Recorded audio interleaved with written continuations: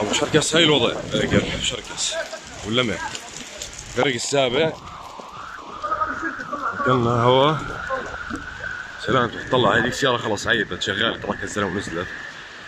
طلع هون نهر. سيارتي جوا طبعا اكلت خرا، مش عارفين طولها. شال سيارته شالها. انسى فجرنا زي ما بدك الوضع، كلنا مي حالي حالي. ما عاد شو بدي احكي لك، حتى لما نروح سيارتي مش راح اعرف اطلعها. انسوا السيارات كلها مي هناك، شالوها نصها مي. هاي بطلت تشتغل من مرة، مش ولا حدا جاي ولا حكومة ولا زفت ولا اشي.